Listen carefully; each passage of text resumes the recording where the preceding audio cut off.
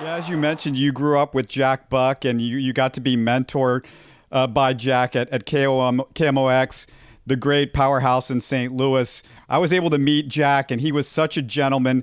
Can you speak a little bit to the type of person that Gene Elston and Jack both were? Because it seemed like they were both very renowned for being such great gentlemen in the business.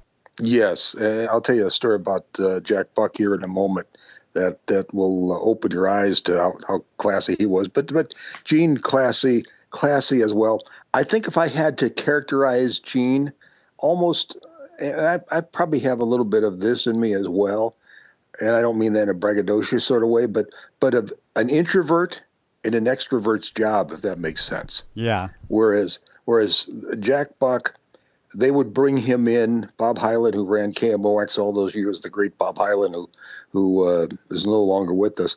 They would bring in Frank Sinatra. Anheuser-Busch would bring in Frank Sinatra for events.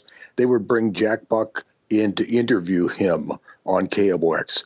I was lucky enough one night, they brought in Bob Hope for Jack to interview at a Blues hockey game.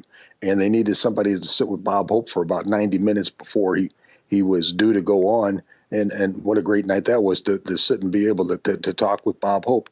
But those were the kind of things they did with Jack Buck, and to show you the kind of person he was. Are you familiar with? I'm sure you're familiar with Leon and Michael Spinks, the great boxers. I don't know if we should say great boxers, but professional boxers who are on the great Olympic team from Montreal. Of course, they were great. They were pretty good. They grew up in Pruitt-Igoe Housing Project, which is no longer there in St. Louis. They grew up with their mother.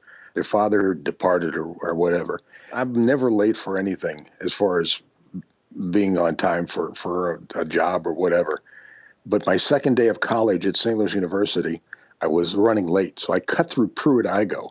Somebody threw a brick through my front headlight. I never went through there again. But they grew up in the Pruitt-Igoe Housing Project.